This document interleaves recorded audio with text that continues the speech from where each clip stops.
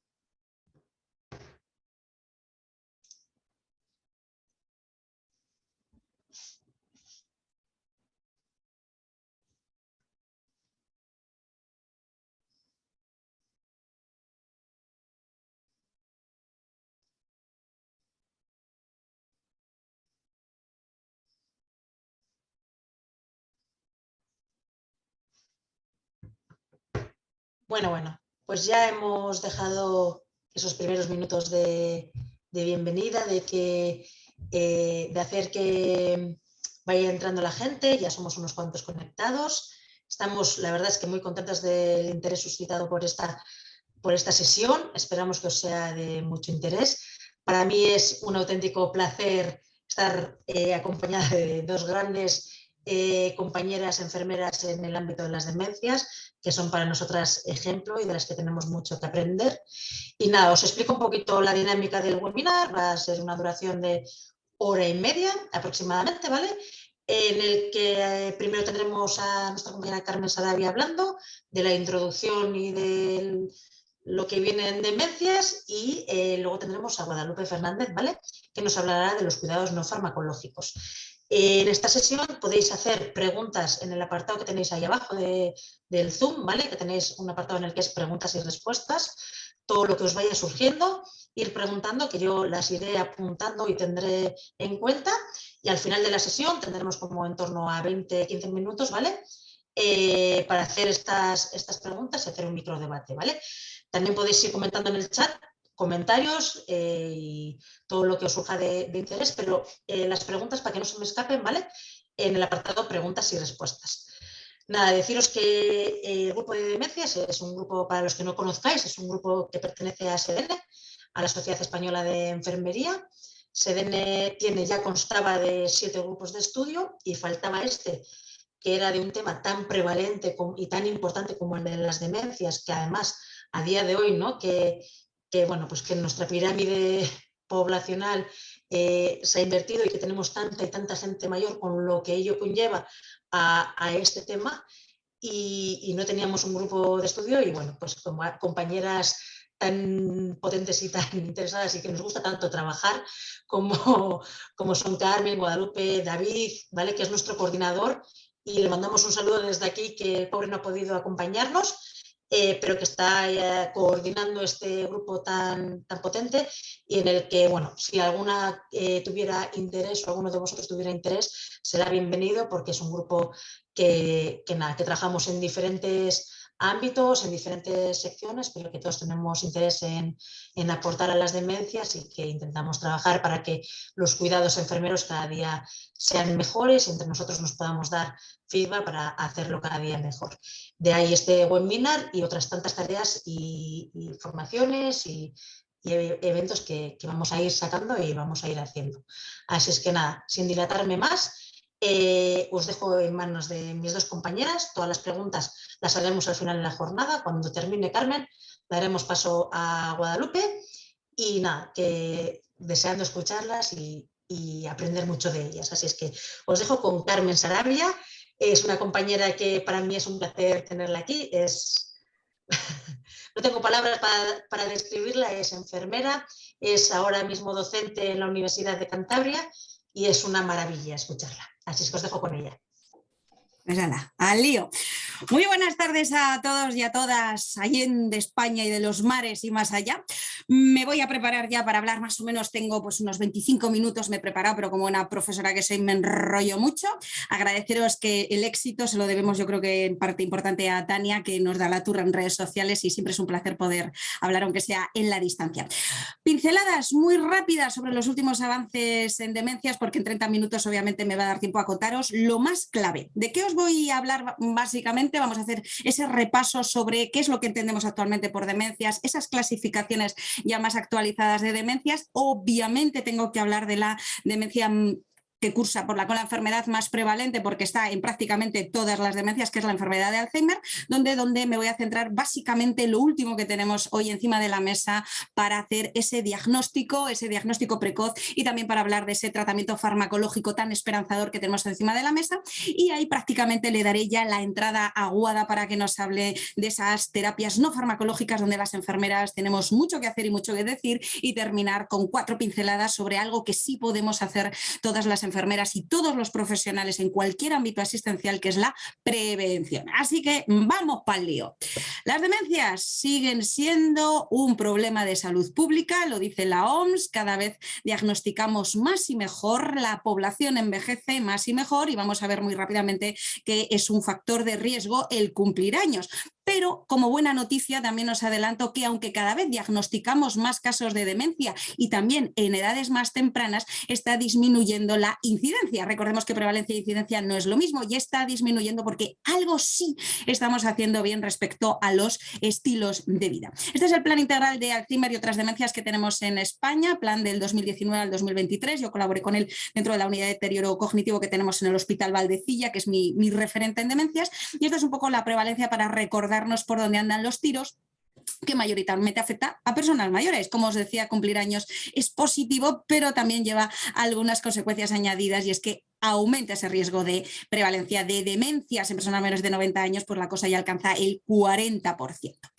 Punto muy importante, todos los que trabajamos demencias lo sabemos, pero quienes os estéis acercando porque os interesa el tema, pues este punto es importante. Una demencia no es una enfermedad. Cuando hablamos de demencia hablamos de síndrome, conjunto de signos y síntomas causados por diferentes etiologías y diferentes enfermedades que van a dar pues un conjunto de signos y síntomas muy comunes con afectación de la función cognitiva. Por lo tanto, cuando hablemos de demencia, siempre tenemos que ponerle un apellido, siempre tenemos que tipificarla. Por eso cuando yo le doy clase a mis estudiantes de enfermería, yo soy profe de enfermería geriátrica, siempre les hablo, cuando hables de demencias, habla ya siempre con propiedad y ponle un apellido. ¿Por qué? Porque es importante poner ese apellido, porque el tratamiento y el abordaje va a variar, no sustancialmente en fases avanzadas, pero sí en fases iniciales. La etapa final de una enfermedad es en sí la demencia, porque hoy ya empezamos a hablar de que la enfermedad de Alzheimer, por ejemplo, ya aparece anatomopatológicamente en el cerebro hasta 30 años antes de que aparezca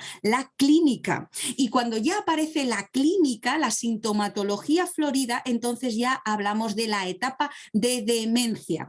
Pero la enfermedad ha empezado mucho antes. Eso os lo voy a contar ahora brevemente. Tenemos un cerebro, puede haber más de 80 causas diferentes que cursen con demencia y esta suele ser la definición más clásica, aunque como todo hay muchas definiciones. Deterioro global, generalmente progresivo, porque vamos a saber que todo lo que son enfermedades que cursan con una demencia neurodegenerativa progresiva las llamaremos demencias primarias, como la enfermedad de Alzheimer, pero que hay otras situaciones, como puede ser un traumatismo cráneoencefálico, que puede cursar con una demencia, pero la podemos revertir. O puede ocurrir con la sífilis encefálica, que también si revertimos la situación que la causa, revertimos la demencia, pero generalmente hablamos de enfermedades que cursan con una demencia progresiva de funciones cognitivas superiores en una persona que previamente, y este dato también es importante cuando hablamos de demencia, funciones cognitivas que previamente la persona había adquirido.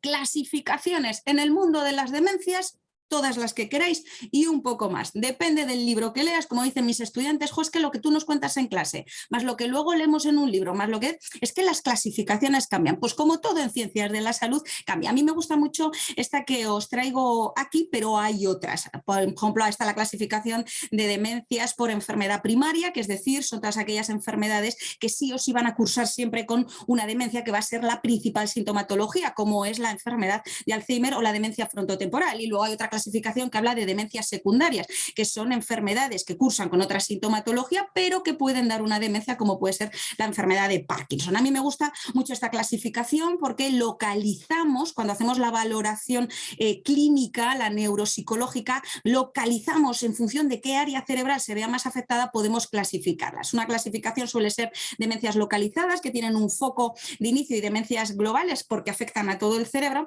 Y es verdad que cuando hablamos de demencias corticales es porque afectan más aquellas funciones ejecutivas superiores donde cursa pues todo el problema de agnosia, de apraxia, problemas de memoria, abstracción y demás, y aquí empieza la enfermedad de Alzheimer, aunque la enfermedad de Alzheimer también la solemos clasificar como una demencia subcortical porque tiene su origen, veremos ahora, en la zona del hipocampo, que es una zona subcortical. Pero las diferenciamos de esta manera porque la gran afectación es sobre todo de áreas funcionales o áreas funciones ejecutivas que están en área cortical y nos permite distinguirla de otras demencias llamadas subcorticales, cuyo origen fundamentalmente sintomatológico se da en área subcortical, con un enlentecimiento del pensamiento, con más alteraciones de tipo conductual o psiquiátrico, sobre todo de tipo afectivo como la apatía, y aquí es donde aparecen pues, enfermedades como la de Binswanger, la enfermedad de Huntington, el Parkinson, la parálisis supranuclear progresiva, y aquí abajo, y os hablaré muy brevemente de ella, de las APP, que últimamente estamos teniendo bastante notoriedad porque tenemos muchos estudios, que es la afasia progresiva primaria que está englobada dentro de las demencias frontotemporales. Y enfrente tenemos esas demencias globales, que son ya demencias en fases ya muy avanzadas porque afectan a todo el cerebro, y las demencias vasculares, que son ese gran mix que muchas veces, esto te lo dicen los neurólogos, las neurólogas, no sabemos muy bien dónde englobar porque lo afectan a todo. La demencia como síndrome, fundamentalmente, esta es la gran prevalencia. El Alzheimer, la enfermedad de Alzheimer, que va a dar lugar a la demencia, es la mayoritaria, en torno al 65% más. Luego le siguen un 10% Alzheimer más patología vascular. Tenemos un mix, muchos de las demencias que vemos hoy como síndromes no son enfermedades puras, por así decirlo, excepto el Alzheimer, sino que son grandes mix, donde hay patología de Alzheimer junto con otras cosas. Tenemos enfermedad de demencia por cuerpos de Levy en un 7%, combinada Levy con Alzheimer en un 5%, la vascular en un 5%, la frontotemporal anda en un mix entre la D y la vascular, pero sí que es cierto que más del 80% de las demencias que ya nos vienen a consulta en un estado muy florido, avanzado, tienen patología Alzheimer, no enfermedad de Alzheimer, sino lo que llamamos patología Alzheimer, donde siendo el Alzheimer la enfermedad que cursa con demencia más estudiada, tenemos una serie de sintomatología, no solamente clínica, sino anatomopatológica, como vamos a ver ahora, que nos permite decir es una demencia frontotemporal con patología Alzheimer. La definición de demencia pues ha cambiado mucho, pero la gran mayoría de los libros nos sigue refiriendo al DSM-4 y al DSM-5. De hecho, en neurología, cuando les dan clase en medicina, siguen tirando de este cuadro donde decimos tiene que estar por lo menos durante 6 meses de evolución, tenemos que tener un informante válido que nos hable de ello y tiene que cursar al menos con 3 de estas. La pérdida de memoria, que suele ser una de las principales, deterioro de otras funciones cognitivas, fundamentalmente la tríada de afasia, apraxia y agnosia, la más importante de todas, donde siempre ponemos el ojo. Yo trabajaba antes de ser profe, trabajo siempre como enfermera de atención primaria y como enfermera de residencias de mayores, hice la tesis doctoral en deterioro cognitivo y me formé en la consulta de deterioro cognitivo de Valdecilla, pero este tema, el de repercusión en la vida social, laboral y familiar, suele ser la gran señal de alarma. Cuando ya ha ocurrido algo muy grave, entonces ya sí acuden a atención primaria, ya derivamos al hospital y desde luego tiene que ser de entrada permanente, aunque ya he dicho que esto es revisable porque hay enfermedades que cursan con demencia que puede ser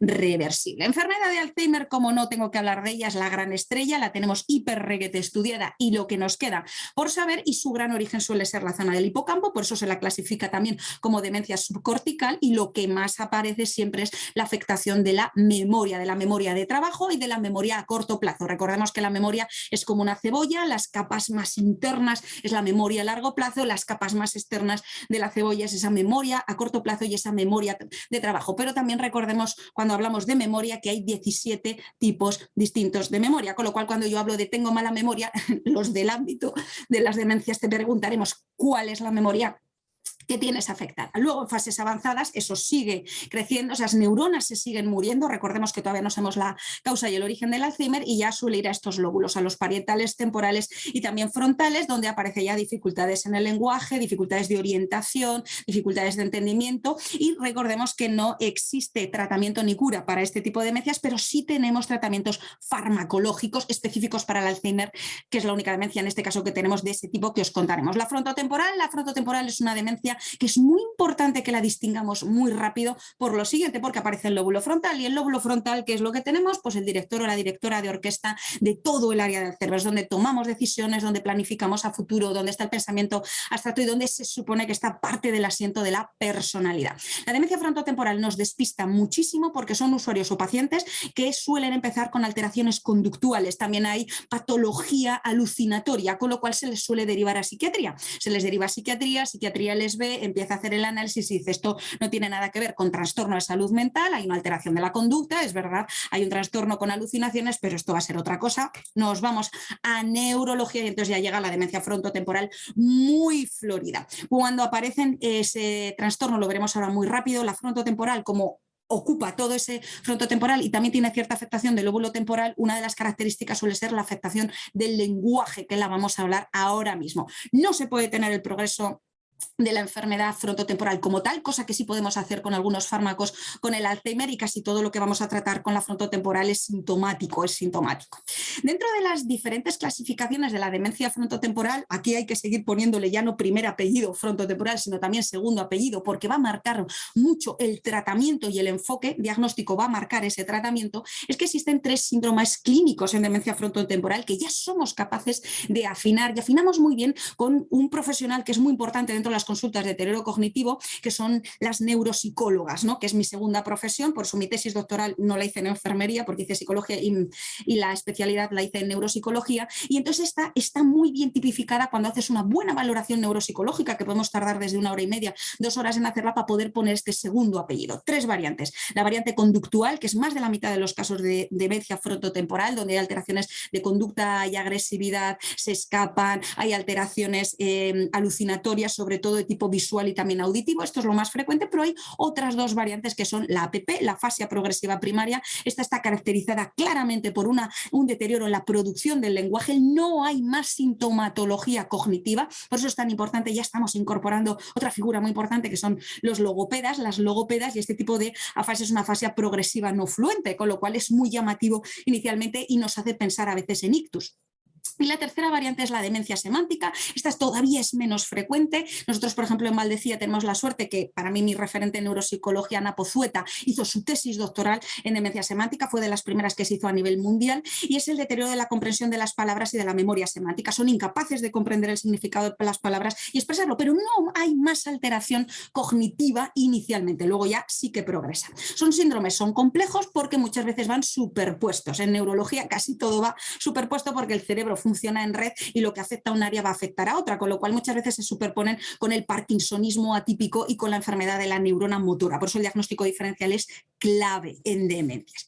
Y dentro de esa variante de la DFP, de la demencia frontotemporal, tenemos, como os decía, la APP, la fase progresiva primaria, que ahora mismo ya somos capaces de ponerle incluso ya tercer apellido, porque ya tenemos los 3 subtipos clínicos principales. La prevalencia es muy baja, pero si los detectamos a tiempo y trabajamos bien con estos usuarios o pacientes, las mejoras son muy importantes, que son la forma gramatical no fluente, la forma semántica y la forma logopénica o fonológica. Se incluyen las dos primeras en el grupo de la DFT y la forma gramatical o no fluente, de momento la tenemos sacada fuera. Es verdad que es una fase progresiva primaria, pero no coincide en la evolución con lo que va a ser una demencia frontotemporal, pero la hemos colocado fuera probablemente porque no sabemos muy bien dónde encajarla. Existe, sin embargo, pues una minoría de pacientes, y además se llama así APP inclasificable, como todo en ciencias de la salud. Cuando no sabemos por qué, cómo, cuándo y hacia dónde va, pues le llamamos inclasificable, que no significa que no podamos trabajar con estos usuarios o pacientes. La demencia vascular, el tutum revolutum. Demencia genérica, tengo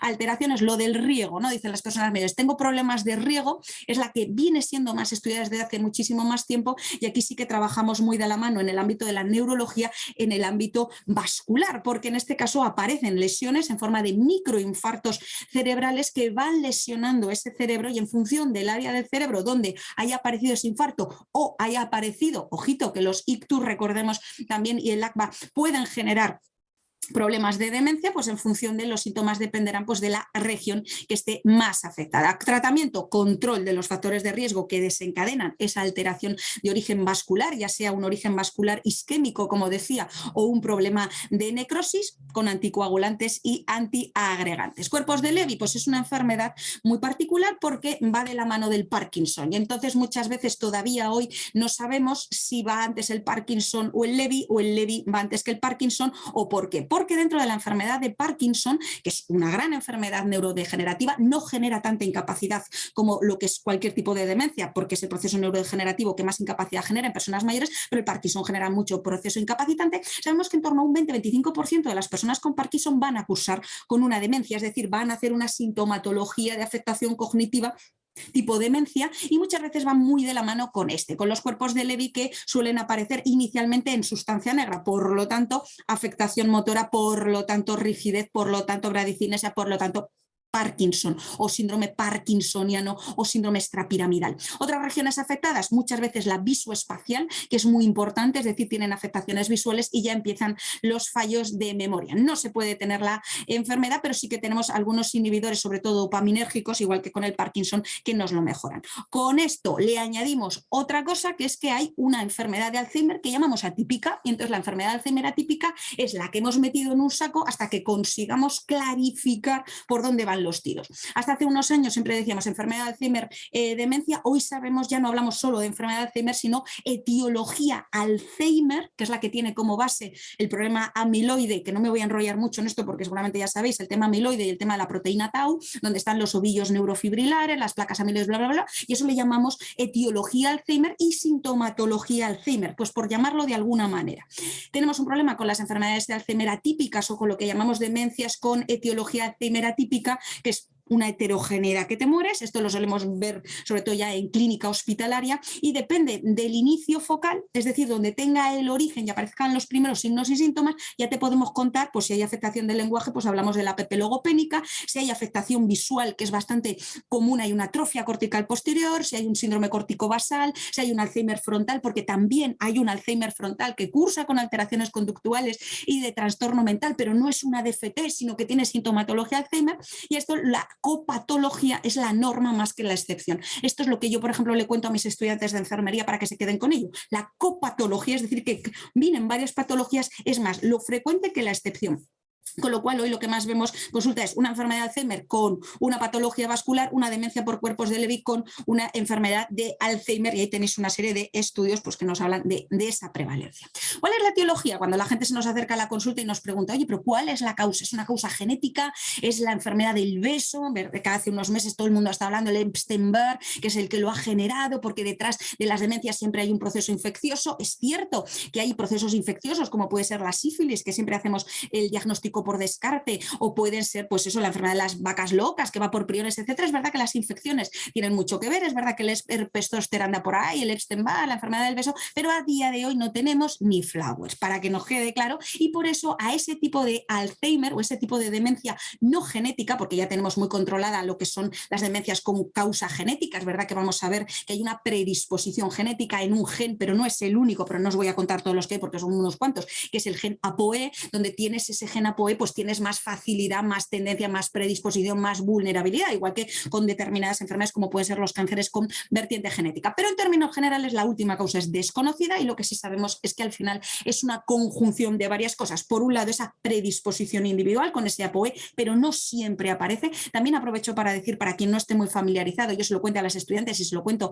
cuando trabajo con usuarios y pacientes, es que el Alzheimer genético es muy raro, es muy raro. Es verdad que estamos diagnosticando casos muy jóvenes, por ejemplo en Valdecilla tuvimos el caso de una compañera de 27 años, el segundo caso más joven, pero era claramente un Alzheimer con causa genética, pero son raros, es poco frecuente. Lo más frecuente es la etiología que llamamos esporádica. Lo que más estamos estudiando son los factores ambientales, donde tú le añades sobre todo el estilo de vida que tú lleves, hábitos tóxicos, vida sedentaria, mala alimentación y el mal control de las enfermedades crónicas. Y hoy uno de los grandes estudios, aparte de la hipertensión, el control de la diabetes, la obesidad y demás, hay dos grandes estudios puestos en marcha a nivel mundial, uno precioso que se está haciendo en Estados Unidos, que le está haciendo el doctor Fuster, que le conoceréis, es el gran cardiólogo, que le está haciendo concretamente sobre el impacto del insomnio. El insomnio es uno de los vertientes que tenemos hoy muy acelerado porque tenemos afectación de salud mental, que tiene mucho que ver también con el desarrollo de determinadas demencias. Muy frecuente en la enfermedad de Alzheimer, y están haciendo un estudio longitudinal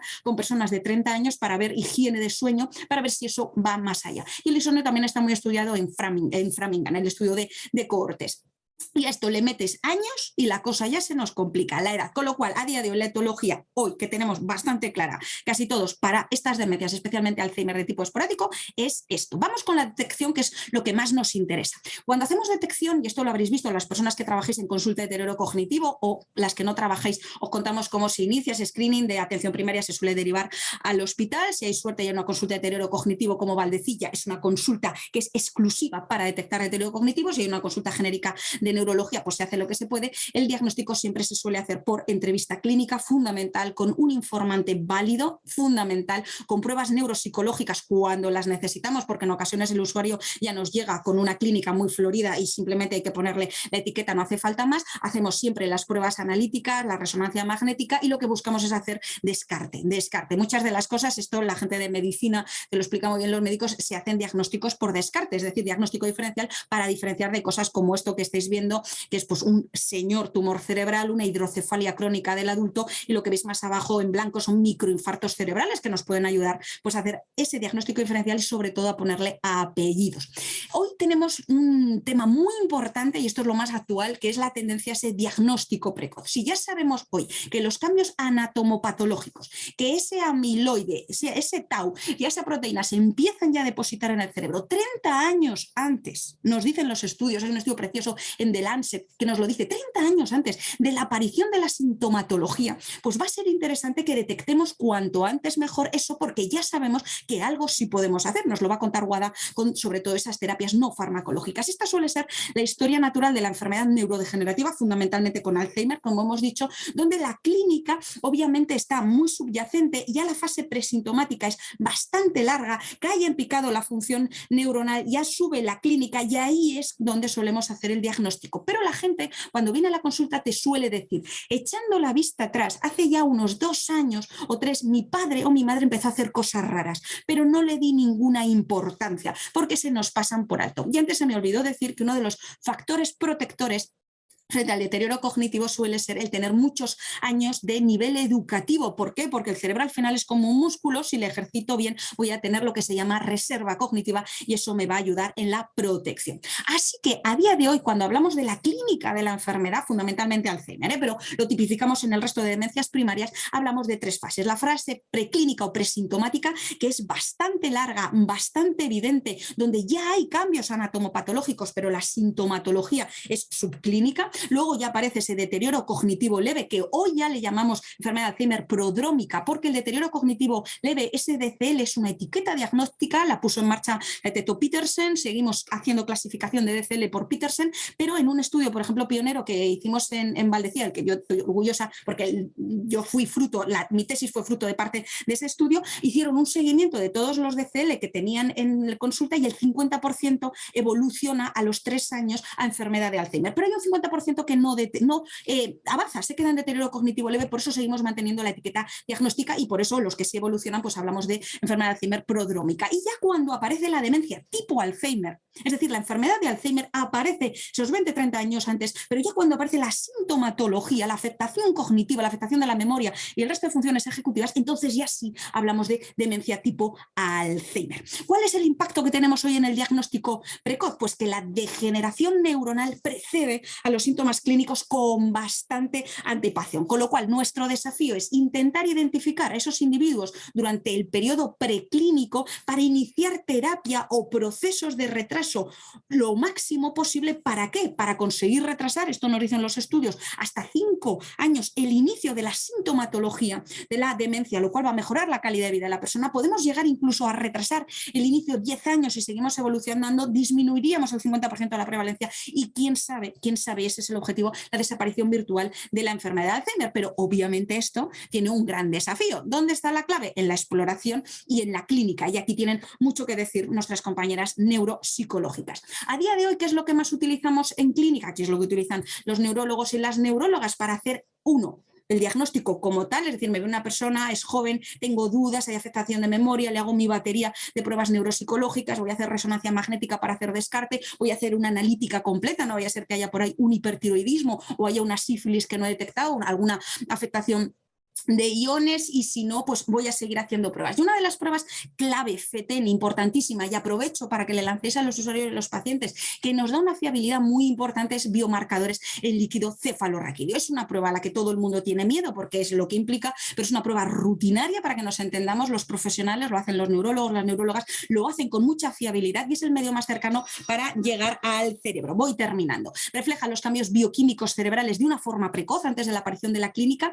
Es un proceso bastante sencillito, tiene muy mala prensa y lo importante es que en su conjunto la clínica más este diagnóstico biomarcadores pues tenemos una fiabilidad. ¿Dónde se suele hacer biomarcadores en el ECR? Pues en ensayos clínicos, detección precoz en ensayos clínicos y en esos usuarios o pacientes dudosos. Otro de los grandes puntos es que vamos a poder hacer algo increíble que nos ha cambiado la vida, que son los biomarcadores. Y aquí os presento a la unidad de deterioro cognitivo del Hospital Valdecilla, donde hay 2 enfermeras, hay neurólogas, 2 neuropsicólogas, gente muy potente. En el centro está Eloy Rodríguez, que es el neurólogo de referencia, aunque tenemos antes a Pascual Sánchez Juan, que ahora es el director de la Fundación CIN, porque aquí en Valdecilla pues fueron los primeros, gracias a que tenemos un ciclotrón, que pudieron sintetizar el biomarcador PET. Los biomarcadores PET, en este caso de amiloides, son los que nos permiten, a través de una prueba muy sencillita que se inyecta, necesitas un ciclotrón en el hospital porque en media hora se va a caput el biomarcador. Entonces tuvimos la suerte, el servicio de farmacia y radiodiagnóstico le sintetizaron, solamente se utiliza en ensayos clínicos, es decir, no se utiliza para clínicas, solo en investigación, pero me permite detectar el depósito de amiloide de una forma increíblemente afinada. Podemos llegar a detectar amiloide en una persona que va a desarrollar la enfermedad dentro de 10 y de 15 años, pero es muy caro, es una prueba que cuesta unos 3.000 euros y solamente de momento la utilizamos para, como os decía, ese ensayo clínico para poder detectarlo de manera precoz. No se utiliza de momento en clínica. Estamos ya o están desarrollando los biomarcadores PET. Ahora mismo el biomarcador Tau, el PET ya le tenemos con amiloide prácticamente en muchos hospitales, ya está prácticamente a nivel mundial y ahora se está desarrollando con Tau, que ya sabemos que la proteína Tau es la otra. No es útil en otro tipo de taupatías, pero ahora mismo tiene bastante correlación. ¿Y cuál es el futuro? Pues el plasma. ¿Dónde están las grandes pruebas diagnósticas que nos facilitan la vida a todos? Vía venosa, con lo cual hoy ya tenemos estudios del 2020 donde ya empezamos a hacer estudios en plasma para detectar sobre todo esas taus y esas amiloides, que esto nos va a revolucionar. Está en una fase muy experimental, pero de aquí probablemente 5, 8 años podremos detectar tau y amiloide en vía venosa, y esto lo va a cambiar todo. ¿Por qué? Porque es una prueba barata y eso también es muy importante y podemos utilizarla en clínica. ¿Qué problema tenemos con esto? Una de las grandes preguntas éticas. ¿Tengo capacidad de decirle a una persona que va a desarrollar un Alzheimer dentro de 20 años si a día de hoy no le puedo ofrecer un tratamiento curativo y lo que puedo hacer es ofrecerle un tratamiento para que lo retrase? Pues ahora mismo hay un debate encima de la mesa y hay un sector de la neurodemencias que te dice que mejor no decirlo y hay otro, por ejemplo en Valdecilla, el consenso que tenemos en el equipo es decirlo para que la gente pueda estar preparada. Pero como digo, de momento no lo utilizamos en la clínica común, solamente en investigación. Manejo terapéutico, esto os lo va a contar Guada, pero a día de hoy lo que tenemos es nuestro arsenal de terapia no farmacológica, que siempre tiene que ir orientada a un objetivo concreto, que ya sea el retraso del deterioro cognitivo, mantener actividades básicas de la vida diaria, un tratamiento específico en lenguaje. La farmacología que tenemos hoy sigue siendo sintomatológica y el tratamiento específico como tal solamente le tenemos en la enfermedad de Alzheimer. Estos son los grandes objetivos, que al final es mantener, 1, calidad de vida y 2, cuando llegue el momento del final de la vida, promover una muerte digna. Tratamiento farmacológico, el etiológico no está disponible, solamente se utiliza en ensayos clínicos y lo que más tenemos pues son los inhibidores de la acetilcolinesterasa, que os sonarán, el donepezilo, la ribastigmina, la galantamina y el antagonista receptor del glutamato, que es la memantina. Se pone dependiendo del clínico y siempre va a fases iniciales. Cuando tenemos fases moderadas y avanzadas, pues no tiene mucho sentido. Como lo explican los neurólogos, lo explica Eloy, dice, es como meterle gasolina al cerebro para que funcione un poquito mejor. ¿Y cuál es el manejo terapéutico que viene? Pues estamos de enhorabuena porque tenemos el lecanemab. Este es un estudio muy reciente del New England Journal que nos habla de este medicamento, parece el medicamento milagro, ya ha pasado a tercera fase, tenemos muy buenas noticias, es capaz de retrasar deterioro cognitivo, tiene algún efecto secundario como la reducción de tamaño cerebral, pero vamos a tener unas grandes alegrías con este tratamiento. ¿Cuáles son las necesidades que plantean estos nuevos tratamientos? Pues escoger adecuadamente a los pacientes que van a ser partícipes del mismo, poder utilizar los biomarcadores plasmáticos para hacer un buen screening poblacional y que a nivel hospitalario, si somos capaces de detectar con mucha premura todos esos casos de posible Alzheimer, pues vamos a tener que triplicar la plantilla para poder prestar atención a estas personas porque vamos a tener, esperemos ya, un tratamiento curativo. El otro tratamiento que tenemos encima de la mesa es el donanemab, va un pelín más retrasado, pero también las publicaciones parece que son bastante halagüeñas. La clave, y termino, y ahí le doy la entrada a Guada, siguen siendo las terapias no farmacológicas. El objetivo, que os le va a contar muy bien ella, es mantener activa a la persona en la medida de lo posible, calidad de vida, con todos estos enfoques. Esto funciona. Hay evidencia a aburrir y os lo va a contar ella, y la parte donde ya acabo es en la prevención. Hemos logrado en los últimos 10 años disminuir, como os decía, la prevalencia sigue, la incidencia la hemos disminuido porque hemos mejorado, 1, la detección precoz, 2, que los estilos de vida de la población general, y yo creo que hay tendremos que decir algo estamos haciendo bien, los estilos de vida han mejorado algo, es decir, sabemos que hay una gran correlación cerebro-corazón y que lo cardiovascular, cerebro-cardiovascular sigue de la mano, pero si conseguimos mejorar los hábitos de vida de la gente y esa prevención primaria, pues vamos a retrasar ese deterioro cognitivo. ¿Dónde hay a punta pala pues evidencia? La actividad física, que es lo más estudiado, aquí no os voy a dar la barrila porque hay para aburrir, entonces todos los estudios longitudinales que se han hecho con personas detectando tau y detectando amiloide en niveles altos en su cerebro, cuanta más actividad física hacen, menor evolución del deterioro cognitivo. Y este ya os le dejo, que es un gráfico muy interesante donde nos habla de los niveles de evidencia A y B respecto a esa prevención primaria y cuándo tenemos que empezar a ejercerla. Cuanto antes mejor. Lo que sí que está estudiado, sobre todo en las edades muy tempranas, si nos vamos a los 6-15 años, es que cuanto más edad de escolarización, mayor reserva cognitiva, nos va a ir bien. Las edades claves para sí o sí empezar a hacer cosas son los 50 años, aunque a la gente le decimos que cuanto antes empiece mejor, en verde todo lo que tiene nivel de evidencia A, que nos ayuda a prevenir, a retrasar, incluso aunque haya depósito de amiloide, de tau, podemos prevenir esa aparición o retrasar en la medida de lo posible, y aquí es donde tenemos gestión del estrés, gestión de la hipertensión, gestión obviamente de los traumas craneales, la hipercolesterolemia, la hiperhomocisteína, la depresión que también, y también tenemos todo lo que sea actividad cognitiva. Ya a nivel B, pues tenemos todo lo demás, pero también funciona, que es controlar el tabaco, controlar el dormir bien, controlar fibrilaciones, controlar problemas de obesidad, un buen nivel de vitamina C, también hay una correlación con vitamina D, vamos, que mantenernos sanos lo antes posible, cuanto más tiempo, no solamente le va a venir bien a tu corazón, sino también a tu cerebro. Y prevención primaria, como decimos, los estudios de Framingham, este es un estudio muy bueno que se publicó, donde ya hemos conseguido que esos 30 años que se lleva haciendo Framingham sabéis que no solamente es cardiovascular, sino que lo estudian todo, pues parece que estamos consiguiendo declinar a nivel mundial con esa mejora del estilo de vida, sobre todo cardiovascular, ese estilo de vida activo, físico, mental y socialmente, que nos viene bien para todo. Y por supuesto, por favor, para mí muy importantes los cuidadores, son la clave. Yo cuando lo explico en enfermería a mis estudiantes de enfermería les digo, señoras, señores, cuando nosotros planifiquemos cuidados en una persona que tiene demencia, lo hacemos siempre con la unidad de cuidado, que en nuestro caso es un tándem, que es la persona con demencia y su cuidador, cuidadora. Si no cuidamos a los cuidadores, no tendremos un enfermo sino dos, y la soledad del cuidador es nuestro segundo peor enemigo después del Alzheimer. Recordemos que de momento la demencia, por ahora, hay enfermos incurables, pero ninguno es incuidable. Así que con esto, muchísimas gracias por vuestra atención. Espero haberme ceñido al tiempo, mi querida moderadora, y luego, pues si hay preguntas o debate, hablamos. Así que dejo de compartir y Guada, todo tuyo. Bueno, pues perfecto. Clavao. Muchísimas gracias, Carmen. Menos mal, os avisamos y os decimos que queda grabado para los que hayáis intentado seguir el ritmo y os haya costado, porque madre mía, qué masterclass.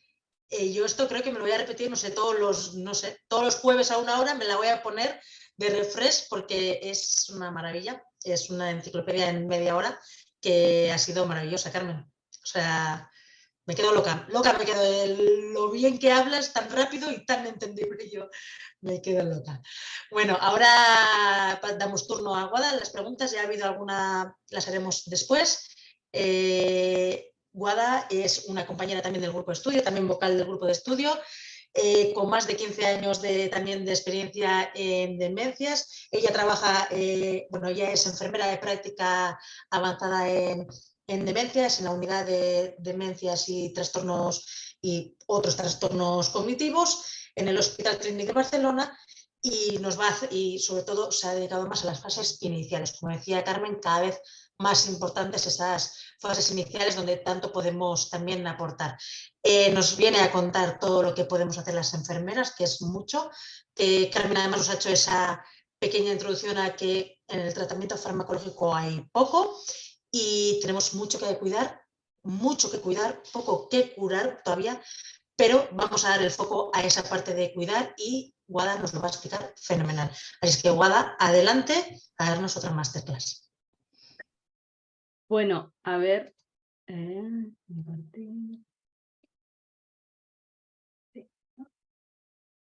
Bueno, buenas tardes a todos. Yo no hablo tan rápido como Carmen, ¿no? Creo que seguirla es bastante complicado. Intentaré hacer un poco lo que pueda. Bueno, pues yo os voy a explicar un poquito todo el tema de, pues eso, de lo que son terapias no farmacológicas. Segundo, que pongo esto abajo, que si no, no veo la presentación. Bueno, al final lo importante es, como siempre, no estamos hablando de cuidar un cerebro o cuidar unos síntomas o unos signos que aparecen en la persona, sino al final lo que las enfermeras hacemos es cuidar a una persona, que esa persona pues tiene unas experiencias, tiene unas necesidades, tiene unas preferencias y unos miedos, y sobre todo es importante pues escuchar y atender pues a estas personas que tienen esta patología, sobre todo ahora, como ha dicho Carmen, que se pueden diagnosticar en fases más iniciales de la enfermedad, no como antiguamente, hasta hace unos años, las demencias solamente se podían diagnosticar en fases avanzadas, y entonces realmente al final los cuidados, el enfoque estaba un poco solamente dirigido al cuidador, a cómo el cuidador cuidaba a esta persona, pero hoy en día, gracias a estos avances, pues las personas también se pueden diagnosticar en fases más iniciales, y estas personas también quieren ellas pues saber un poco de su enfermedad y cómo llevarla a cabo. Entonces, al final la persona con demencia es una persona que es un conjunto, que no solamente es ella, sino ella y su entorno, y también los profesionales que la tratan, ¿no? Porque es verdad que también es importante que las enfermeras, pues para poder realizar un cuidado adecuado y poder facilitar información y facilitar pues estos cuidados, pues que tengan la formación adecuada, y figuras como la enfermera de práctica avanzada, enfermera clínica, enfermera especialista, hoy en día pues son figuras que realmente ayudan a que todo este proceso se lleve a cabo. Al final, la atención centrada en el paciente se considera uno de los 6 determinantes más importantes de calidad de la atención, junto con la atención segura, efectiva, oportuna, eficiente y equitativa. Este determinante ofrece un enfoque holístico para el cuidado, como ya he dicho, pues considerando no solamente la patología, sino todo lo que engloba al paciente a nivel psicológico, espiritual, cultural y también emocional. La atención centrada en el paciente, al final lo que hace es que haya un buen diálogo entre el profesional y la persona con demencia, teniendo en cuenta, para realizar pues la valoración de sus cuidados, tener en cuenta pues las experiencias que tiene esta persona, tanto de enfermedad como de otros aspectos de la vida, y tener en cuenta a esta persona como un todo y como una persona que tiene diferentes necesidades, y no solamente enfocarse en lo que es la patología. Entonces, al final, es lo que os comentaba, es importante pues eso, que la enfermera pues tenga los conocimientos y las capacidades para poder realizar un cuidado experto y continuado, que esté centrado tanto en la persona como en la familia, y que realmente este cuidado sea un cuidado interdisciplinar, es decir, que haya implicados pues otros profesionales, como Carmen ha dicho muy bien, pues neuropsicólogos, logopedas, trabajadora social, neurólogos, etcétera. Entonces, lo importante en estas fases pues, es realizar una educación sanitaria específica, que esté enfocada dependiendo en qué momento de la enfermedad esté el paciente, si es en las fases iniciales en las que ellos todavía pueden realizar y decidir muchas cosas, la educación sanitaria irá enfocada a unas cosas, y en fases más avanzadas la educación sanitaria va un poco más encaminada a los cuidadores para el manejo de estas nuevas situaciones.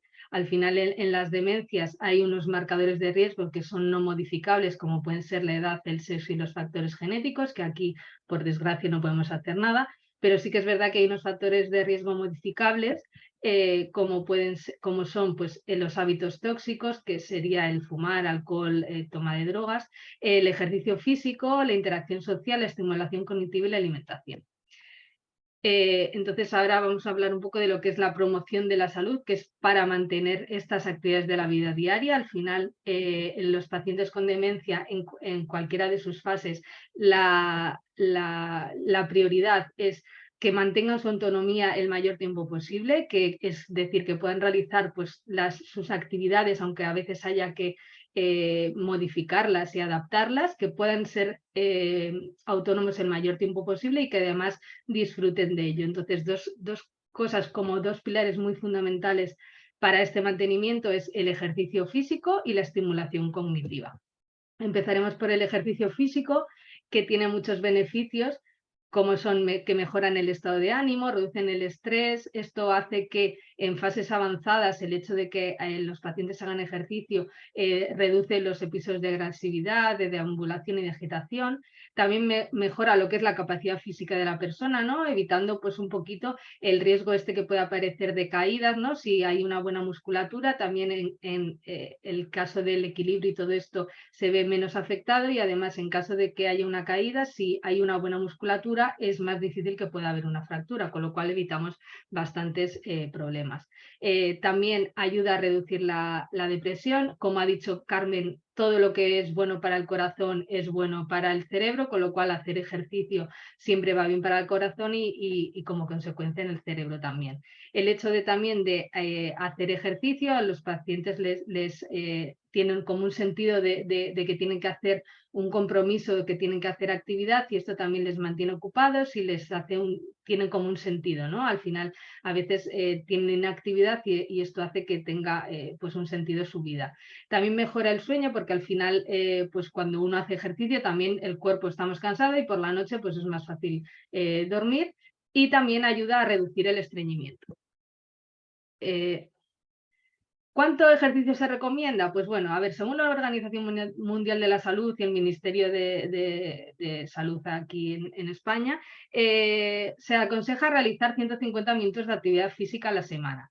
Pero bueno, al final lo que importa es que se haga algo. Es decir, yo siempre les digo a todos los pacientes, es importante que salgas, aunque solamente sea dar una vuelta a la manzana, tú sales porque esto implica muchas cosas, no solamente el hecho de hacer ejercicio, sino el hecho de salir a la calle implica que tienes que arreglarte, que tienes que salir a la calle, que vas a tener estímulos de otro tipo al salir a la calle, vas a ver gente, y todo esto también, aparte del ejercicio en sí, ayuda a lo que es a estar más activo, ¿no?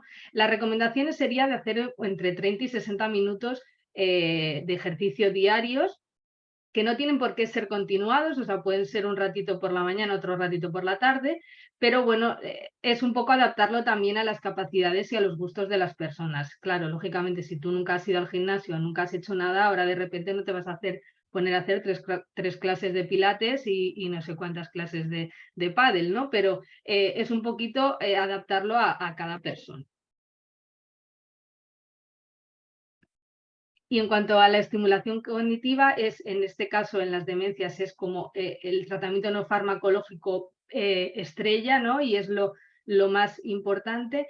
Tanto en la estimulación cognitiva que sea estipulada, ¿no? Reglada, y la no reglada, o sea, las dos. Ahora os explicaré un poquito unos ejercicios. En momentos de crisis, al final, solo la imaginación es más importante que el conocimiento.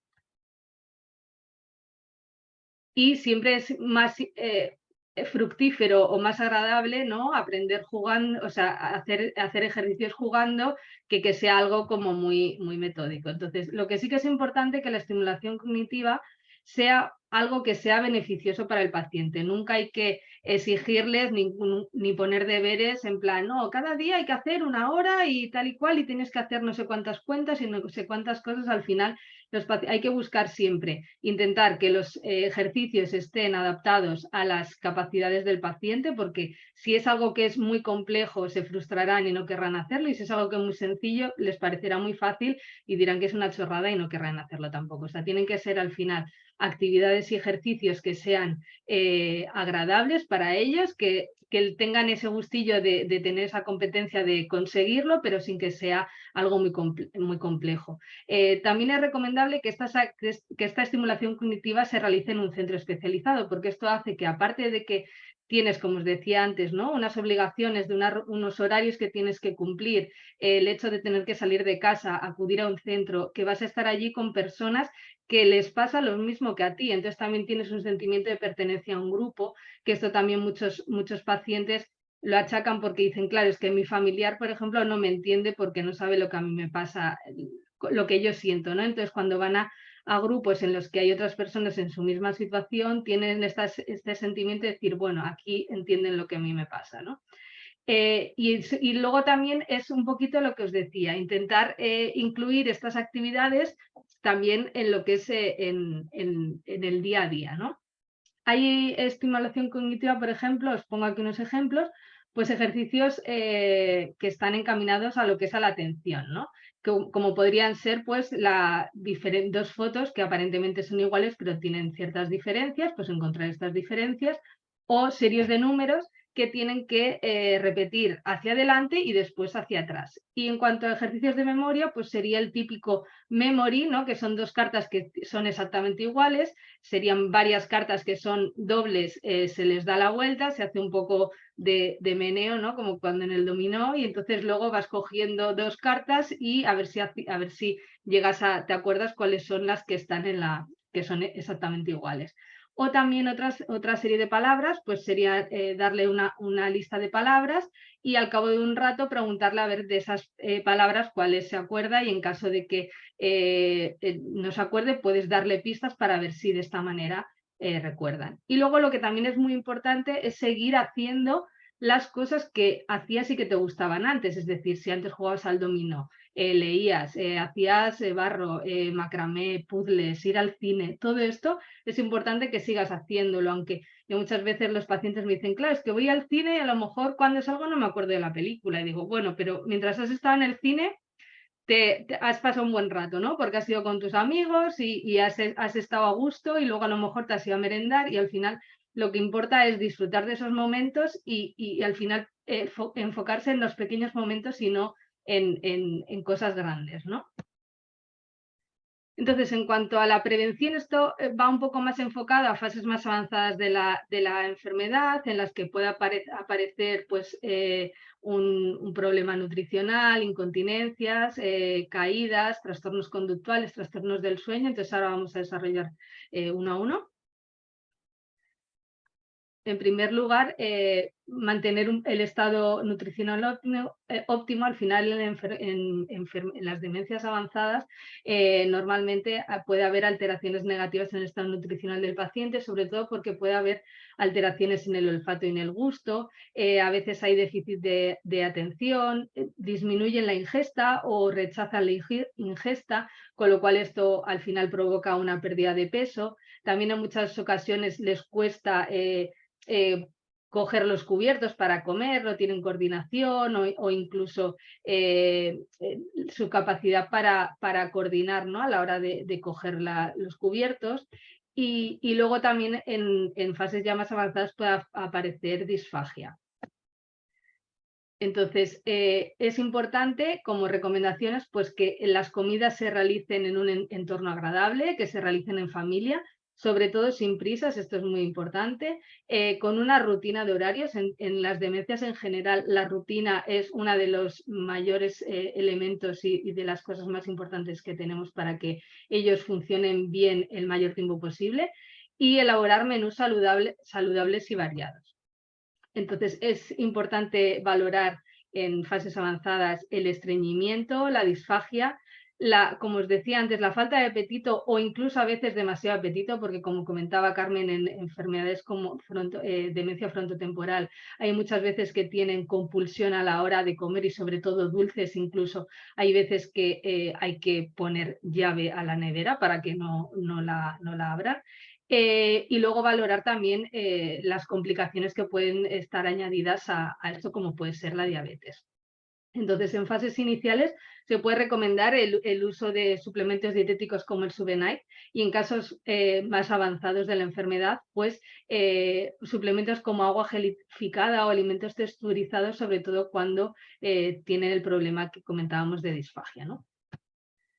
Entonces, sobre todo es insistir en que la alimentación tiene que ser una alimentación saludable, que tiene que estar tiene que haber una buena hidratación, sobre todo más por el día, evitando un poquito la noche, para evitar que esta persona pues tenga ganas de ir al baño por la noche, y por la noche siempre es más fácil que se pueda desorientar, pueda haber una caída y esto traiga sus complicaciones.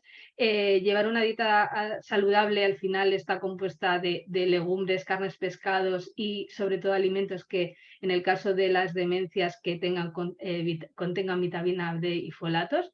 Y es importante que nosotros demos pues, unos consejos y facilitemos pues esta lista de alimentos, ¿no?, ricos en estos nutrientes. Hoy en día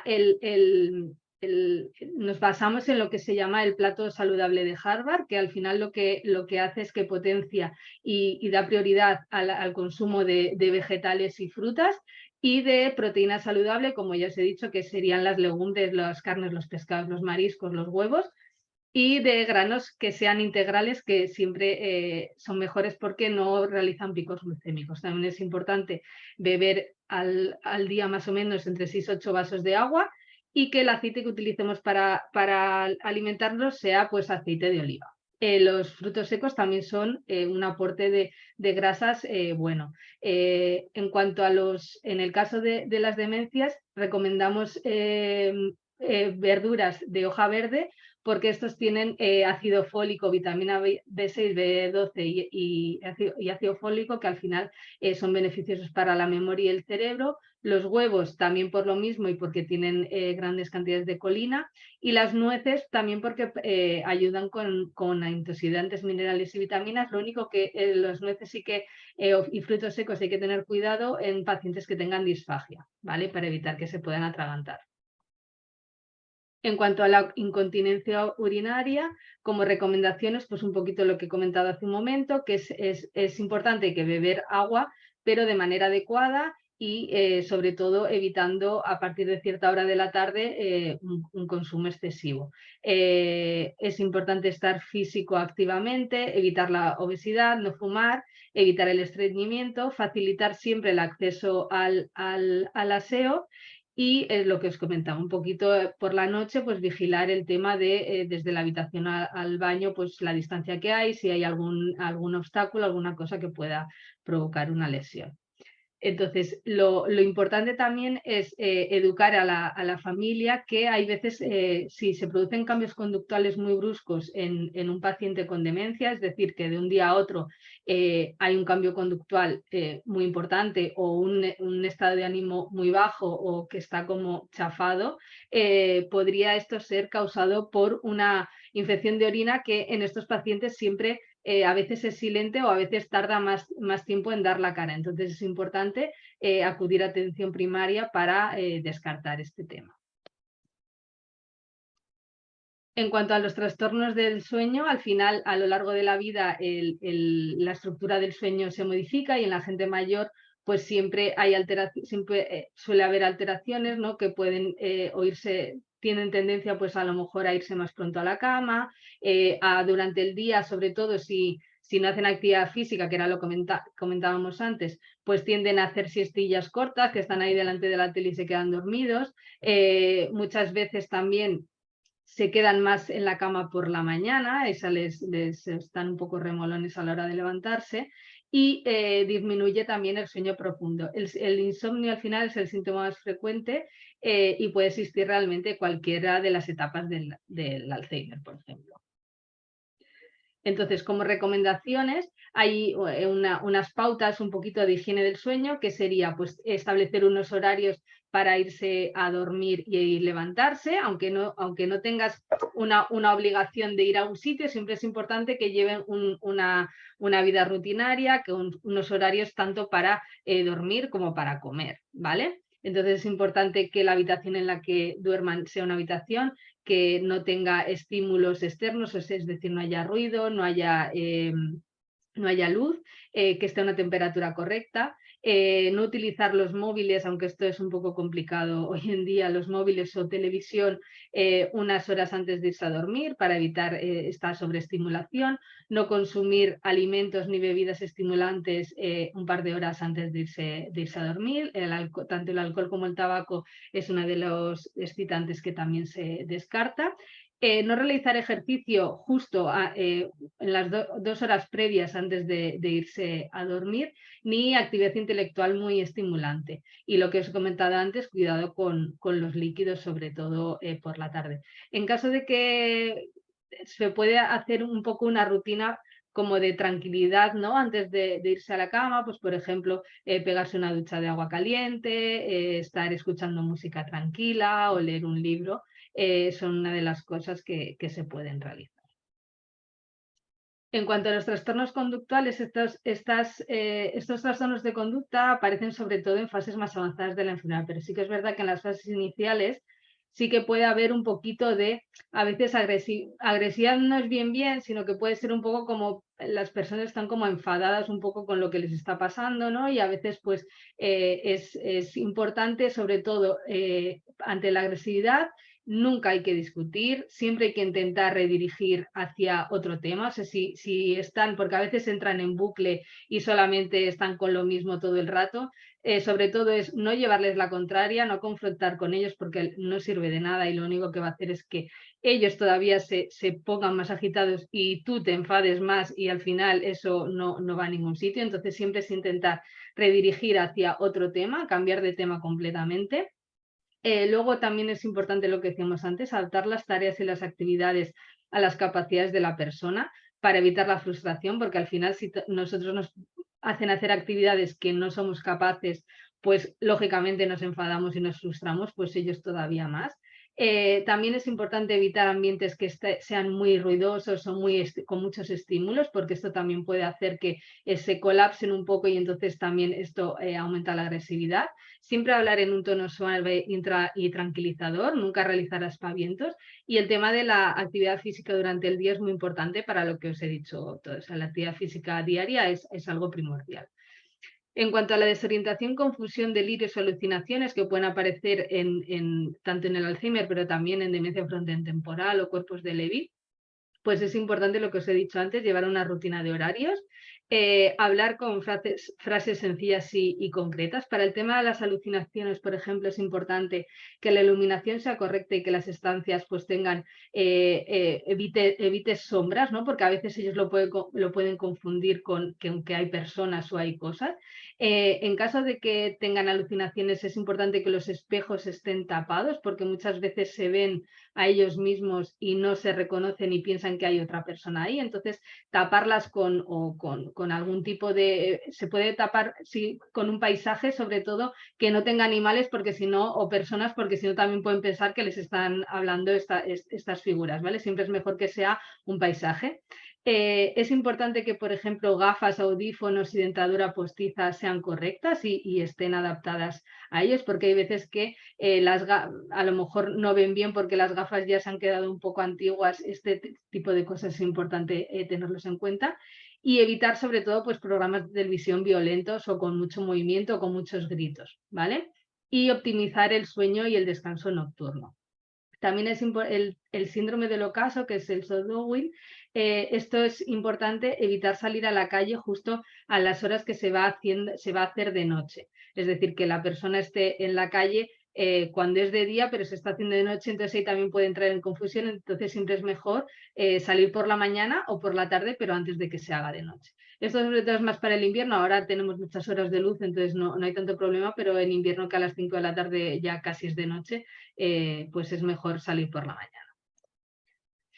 En cuanto a la desinhibición, pues sobre todo esto puede aparecer, ya os digo, en fases avanzadas de la enfermedad. Es importante no darle importancia, ¿no?, a este comportamiento, intentar reaccionar con tranquilidad, intentar redirigir, ¿no?, la situación y sobre todo, pues si ya estás prevenido, ¿no?, y sabes que haces ciertas conductas, pues intentar adecuar un poco la ropa para ponérselo un poco difícil, ¿no?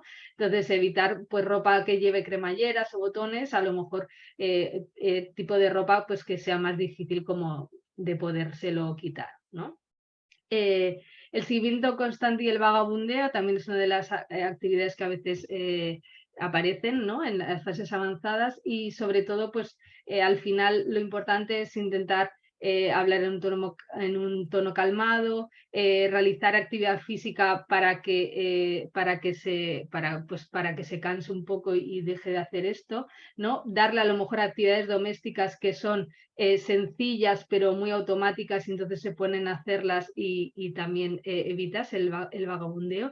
Y sobre todo lo que hay que intentar es que el entorno sea seguro, es decir, puede estar andando por casa, pero sobre todo pues que el suelo sea antideslizante, que no haya muebles con esquinas con las que se pueda hacer daño, o objetos de cristal o figuras grandes que se puedan caer y puedan provocar un accidente. Y en cuanto a la pérdida de interés, la apatía y el aislamiento, esto puede aparecer sobre todo en fases iniciales de la enfermedad. A veces los pacientes, por ejemplo, con demencia frontotemporal comienzan un poco con apatía, ¿no? Y la enfermedad de Alzheimer también, al principio, tras el diagnóstico, hay personas en fases iniciales pues, que están un poco desganados, sin ganas de hacer cosas. Entonces, lo importante es intentar animarles a que realicen actividades que les gustan, aunque a lo mejor ahora hay que adaptarlas y hay que ayudarles a hacerlas, pero que las sigan haciendo.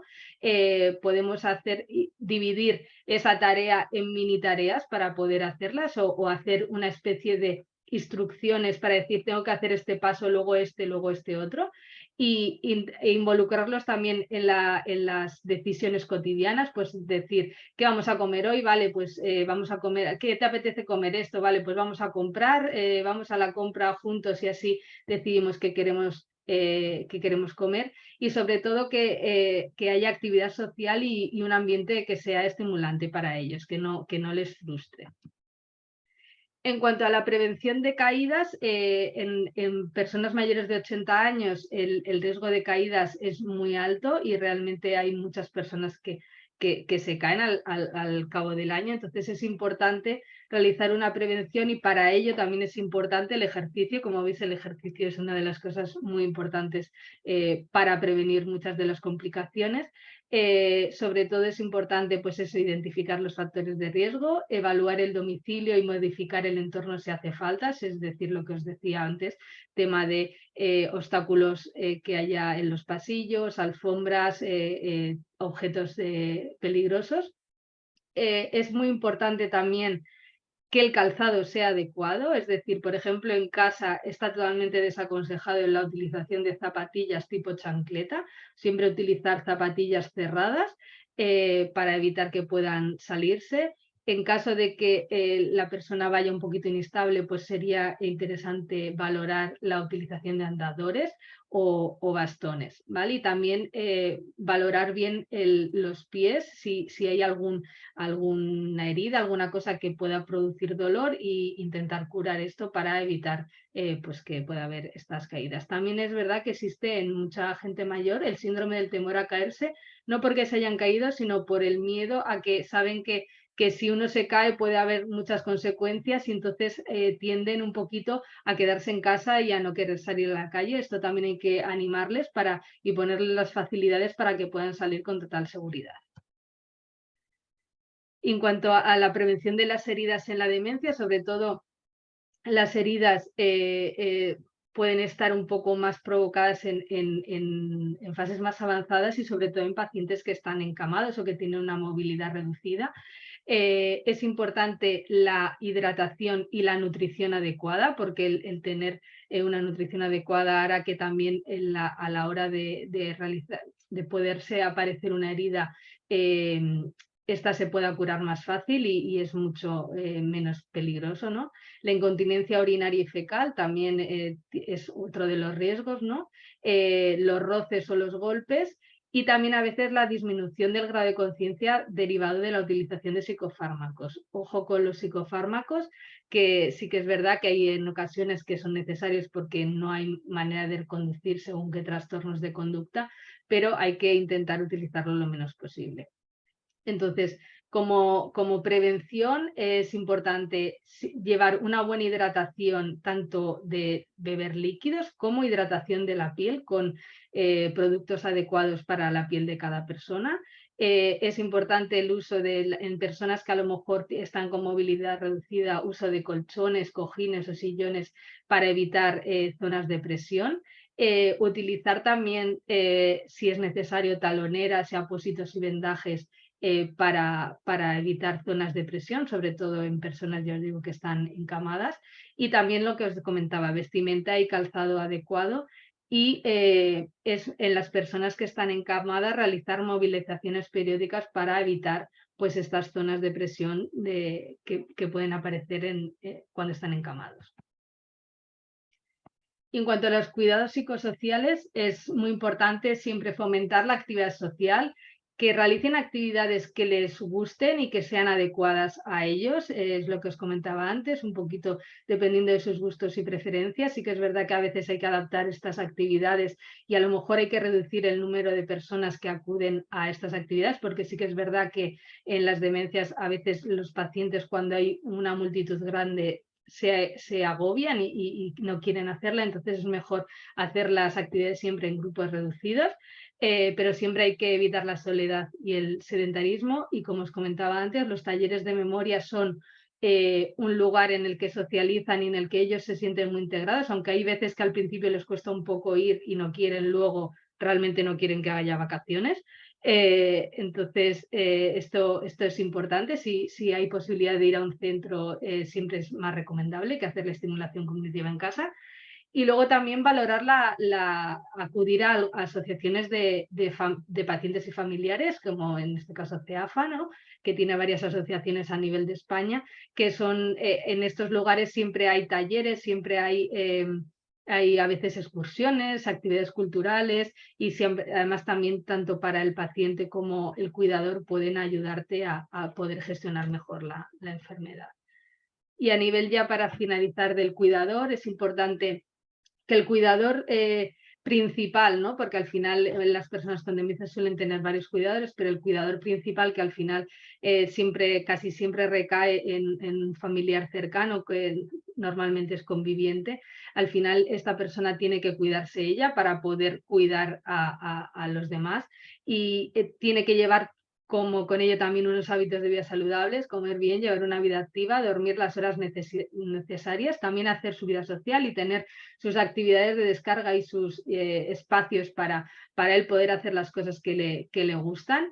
Es importante establecer límites y descansar, porque hay veces que si no también estos pacientes son muy demandantes, pero hay que como un poco poner el límite, decir, yo también necesito mi espacio, y ayudarse de gente de alrededor para descargar un poco esta carga, y llegado el momento, si es necesario, contratar o utilizar cuidadores profesionales o centros de día, porque la carga para una persona es complicada. Y en caso de pacientes ya con demencia avanzada que necesitan cuidados muy avanzados, es muy importante que los cuidadores estén formados y que sepan cómo mover a estos pacientes, cómo realizar la higiene, toda esta serie de cosas, para evitar también que sufran ellos, ¿no?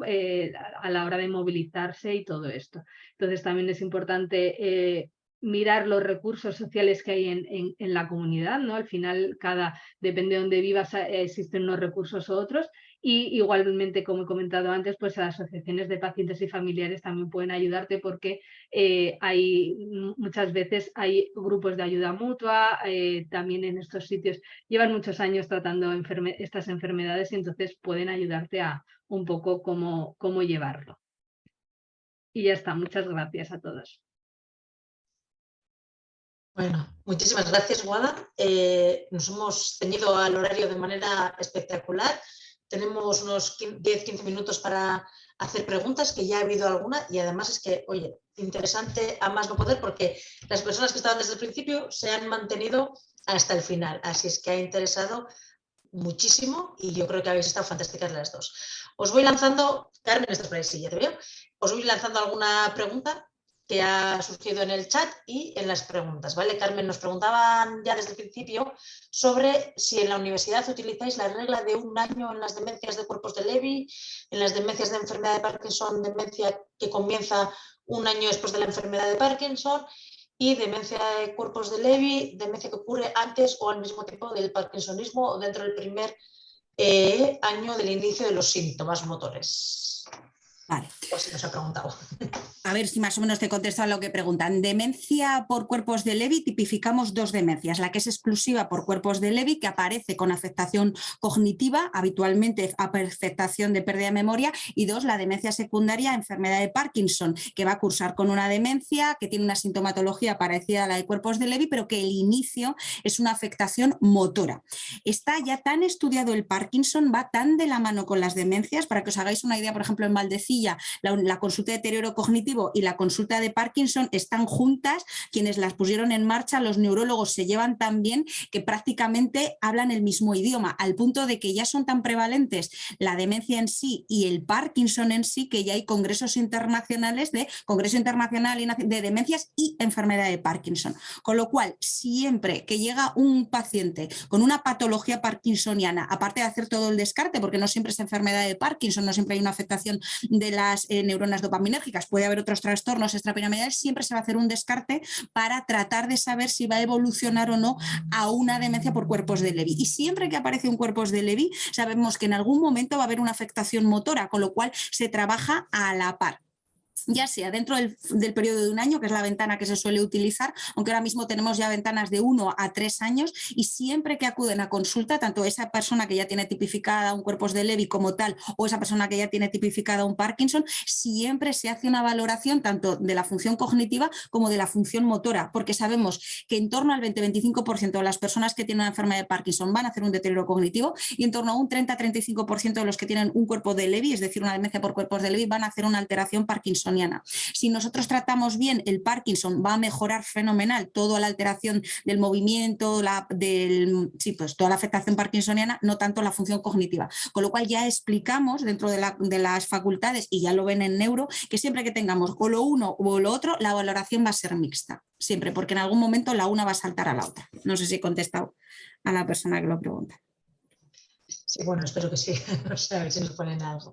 Yo te voy a hacer, a colación de esto, a veces cuando en la enfermedad de Parkinson, es que a mí me ha pasado también en la consulta, hacen, como hemos visto que el deterioro cognitivo puede aparecer, y hay veces que pueden tener esas infecciones de orina de manera repetida, que podemos encontrar esos pacientes, como muchas veces asociamos a que pueden empezar un deterioro cognitivo y asociamos de primeras rápidamente un medicamento contra el deterioro cognitivo, como puede ser una rivastigmina.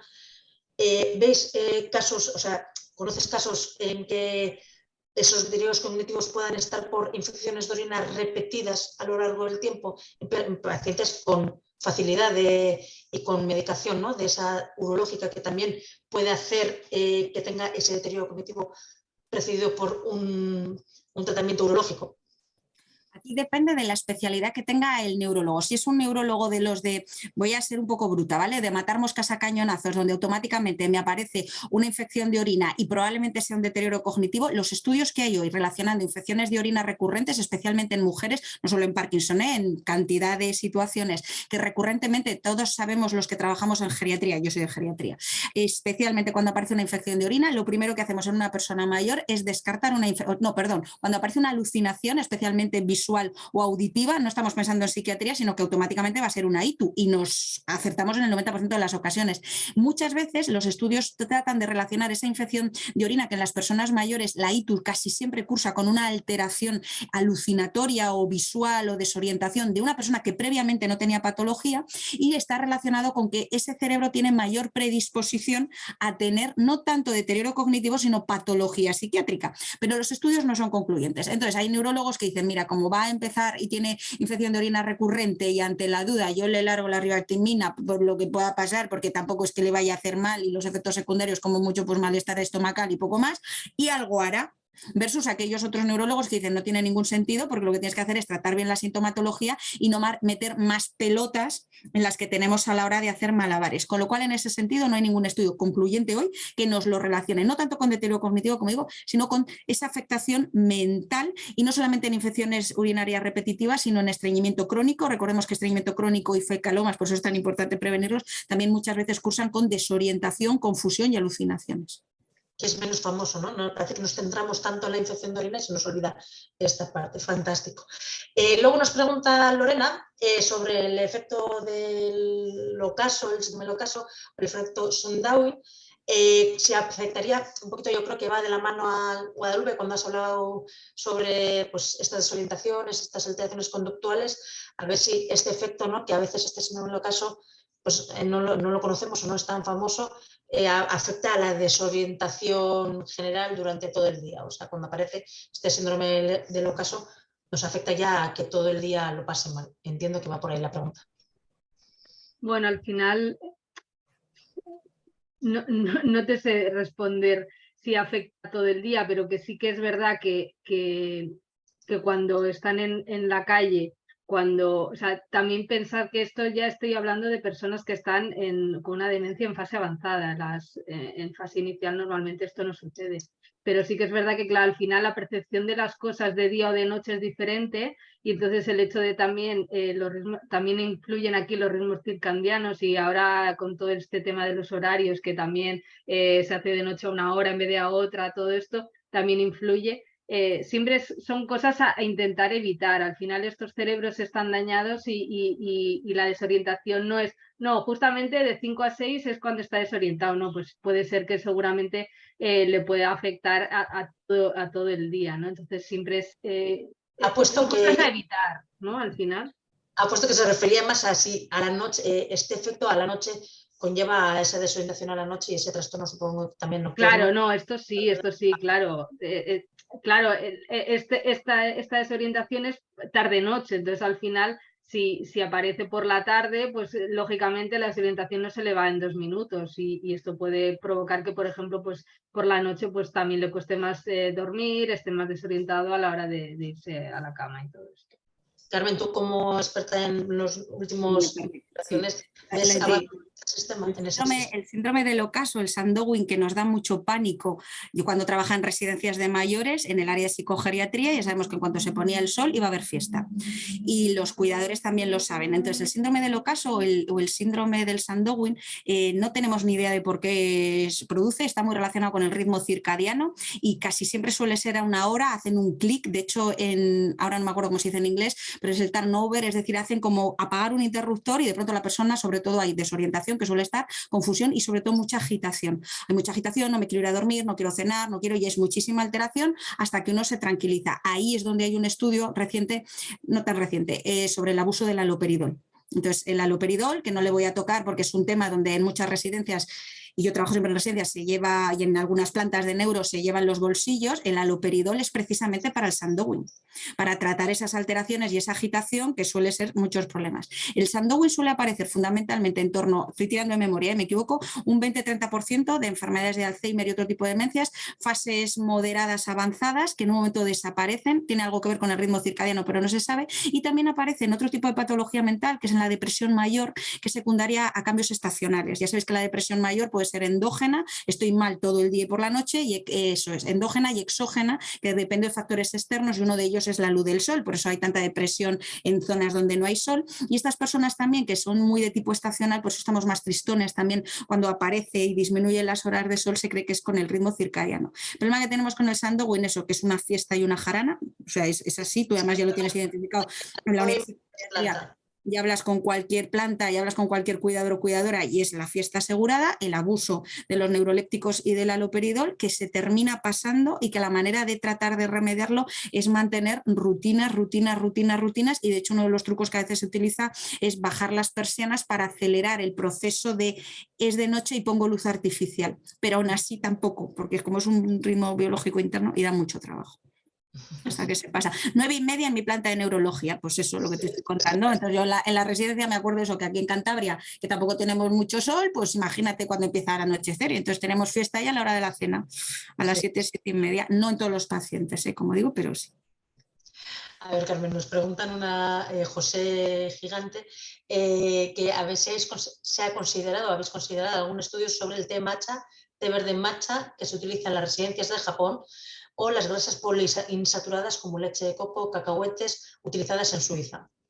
Es una pregunta. Bueno, vamos al lío y voy a ser muy breve. Estudios con avances nutricionales, todos los que quieras y alguno más, porque si conseguimos meter algún alimento que sea maravilloso, estupendo, que nos arregle el corazón, el cerebro y todo lo demás, genial. Estudios los que quieras. En España, con dieta mediterránea, los que quieras y un poco más.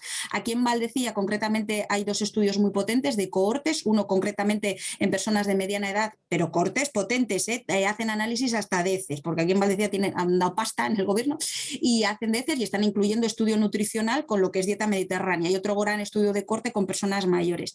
Tienes todo lo que quieras. De evidencia, el té está demostrado que es un elemento oxidativo, pero no que mejore función cognitiva, sino función cardiovascular. Si yo mejoro riego y corazón, van de la mano, va a mejorar. Me da igual que sea té matcha, que no sé qué, el matcha no hay tu madre para disolverlo bien, con lo cual los estudios son sobre todo en Reino Unido. Japón es muy del té, el té matcha no os lo voy a meter, pero está metida con un lobby de alguien que le interesa venderlo. Ahí lo dejo en un estudio que yo leí sobre Japón. El té verde, sobre todo cualquier tipo de té va bien frente al café, que no está tan claro que nos vaya bien. Y todo lo que son grasas poliinsaturadas, sí, de todas las grasas solo hay 2 estudios que son muy concluyentes. Uno es que no necesitamos las grasas trans para nada, y esas son las del aceite de coco y el aceite de palma. Es más, son muy malos porque generan problemas de hiperlipidemia, esos retirados sí o sí, y el resto de aceites, todo lo que sea vegetal va bien. Y el otro estudio que está demostrado que nos va bien es todo lo que contenga omega 3 y omega 6, sí o sí, porque de eso hay mogollón. Con lo cual yo siempre le digo a la gente, tu puñadito de nueces